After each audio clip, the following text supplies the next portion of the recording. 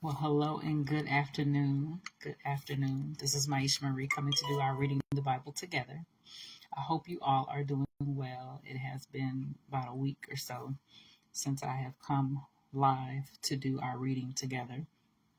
But during this time, I hope you have been reading along with the videos or reading, doing your devotionals at home. But anyway, today we are catching up. We are still in the book of Samuel, but we're in 2 Samuel, and today we'll be reading chapter 15. It's only about 37 verses, so we'll see how we feel at the end if we're going to do another chapter. But nevertheless, we're going to go ahead and get started. After this, Absalom bought a chariot and horses, and he hired 50 bodyguards to run ahead of him. He got up early every morning and went out to the gate of the city. When people brought a case to the king for judgment, Absalom would ask where in Israel they were from, and they would tell him their tribe. Then Absalom would say, "You've really got a strong case here. It's too bad the king doesn't have anyone to hear it.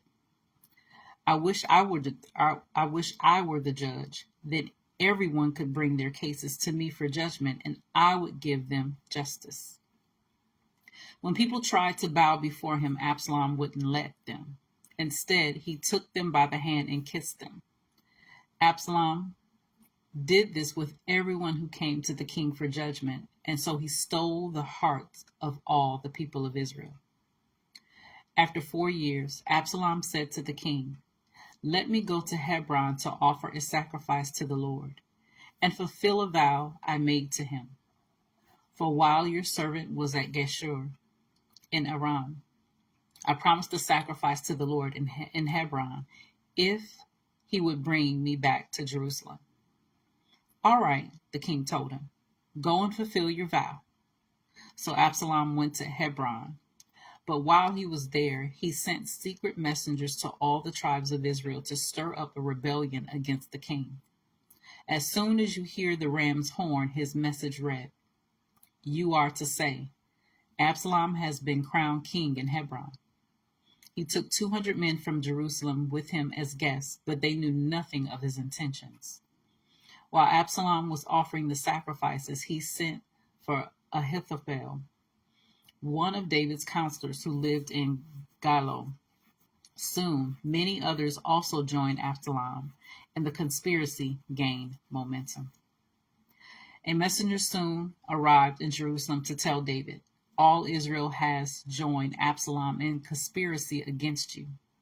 Then we must flee at once, or it will be too late," David urged his men. "Hurry. If we get out of the city before Absalom arrives, both we and the city of Jerusalem will be spared from disaster." "We are with you," his advisors replied. "Do what you think is best." So the king and all his household set out at once. He left no one behind except 10 of his concubines to look after the palace.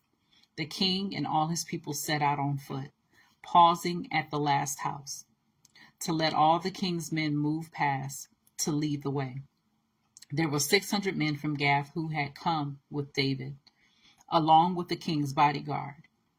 Then the king turned and said to Ittai, a leader of the men from Gath, "Why are you coming with us? Go on back to King Absalom, for you are a guest in Israel, a foreigner in exile. You arrived only recently, and should I force you to wander with us? I don't even know where we will go. Go on back and take your kinsmen with you, and may the Lord show you his unfailing love and faithfulness." But Ittai said to the king, "I vow by the Lord and by your own life that I will go wherever my lord the king goes, no matter what happens, whether it means life or death." David replied, "All right, come with us." So Ittai and all his men and their families went along. Everyone cried loudly as the king and his followers passed by. They crossed the Kidron Valley and then went out toward the wilderness. Zadok and all the Levites also came along, carrying the Ark of the Covenant of God. They set down the ark of God, and Abiathar offered sacrifices until everyone had passed out of the city. Then the king instructed Zadok to take the ark of God back into the city. If the Lord sees fit, David said, he will bring me back to see the ark and the tabernacle again. But if he is through with me, then let him do what seems best to him. The king also told Zadok the priest, look, here is my plan. You and Abiathar should return quietly to the city with your son Ahimaaz and Abiathar's son Jonathan. I will stop at the shallows of the Jordan River and wait there for a report from you. So Zadok and Abiathar took the ark of God back to the city and stayed there. David walked up the road to the Mount of Olives, weeping as he went. His head was covered and his feet were bare as a sign of mourning. And the people who were with him covered their heads and wept as they climbed the hill. When someone told David that his advisor, Ahithophel, was now backing Absalom, David prayed, O Lord, let Ahithophel give Absalom foolish advice. When David reached the summit of the Mount of Olives, where people worshiped God, Hushai the Archite was waiting there for him. Hushai had torn his clothing and put dirt on his head as a sign of mourning. But David told him, if you go with me, you will only be a burden. Return to Jerusalem and tell Absalom, I will now be your advisor, O king, just as I was your father's advisor in the past. Then you can frustrate and counter Ahithophel's advice. Zadok and Abiathar the priest will be there. Tell them about the plans being made in the king's palace, and they will send their sons Ahimaaz and Jonathan to tell me what is going on. So David's friend Hushai returned to Jerusalem, getting there just as Absalom arrived. So we'll go ahead and read chapter 16 as well. So 2 Samuel chapter 16 from the New Living Translation. When David had gone a little beyond the summit of the Mount of Olives, Ziba, the servant of Mephibosheth, was waiting there for him. He had 2 donkeys loaded with 200 loaves of bread, 100 clusters of raisins, 100 bunches of summer fruit, and a wineskin full of wine. What are these for? The king asked Ziba. Ziba replied, the donkeys are for the king's people to ride on, and the bread and summer fruit are for the young men to eat. The wine is for those who become exhausted in the wilderness. And where is Mephibosheth, Saul's grandson? The king asked him. He stayed in Jerusalem, Ziba replied. He said, today I will get back the kingdom of my grandfather Saul. In that case, the king told Ziba, I give you everything Mephibosheth owns. I bow before you, Ziba replied. May I always be pleasing to you, my lord the king. As King David came to Bahurim, a man came out of the village cursing them. It was Shimei, son of Gera, from the same clan as Saul's family. He threw stones at the king and the king's officers and all the mighty warriors who surrounded him. Get out of here, you murderer, you scoundrel, he shouted at David. The Lord is paying you back for all the bloodshed in Saul's clan. You stole his throne, and now the Lord has given it to your son, Absalom. At last you will taste some of your own medicine, for you are a murderer. Why should this dead dog curse my lord the king? Abishai, son of Zeruiah, demanded. Let me go over and cut off his head. No, the king said. Who asked your opinion, you sons of Zeruiah? If the Lord has told him to curse me, who are you to stop him? Then David said to Abishai and to all his servants, my own son is trying to kill me. Doesn't this relative of Saul have even more reason to do so?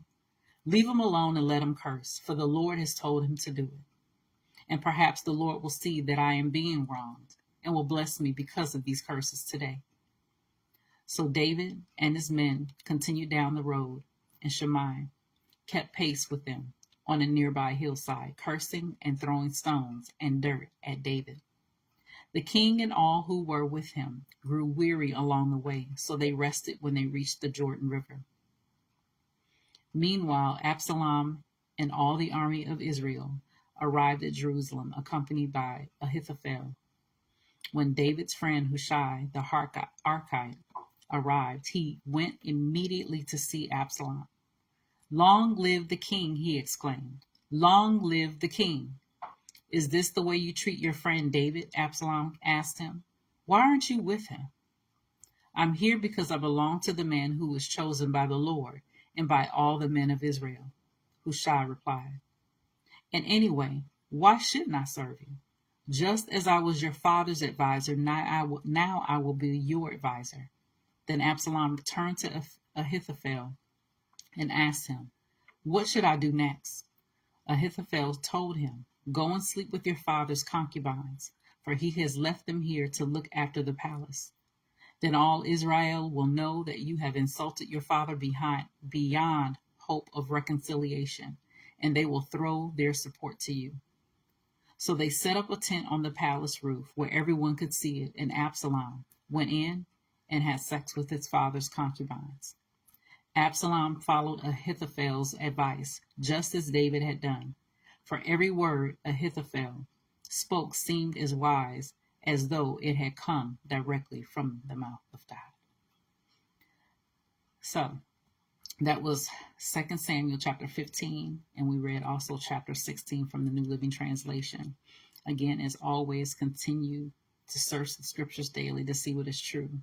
Allow Holy Spirit to illuminate the word into your heart, your mind, and soul, bringing knowledge, understanding, and wisdom, and most of all, revelation of who God is, his true nature, his character, and how much he truly, truly loves you. You guys take care, and God bless, and until next time.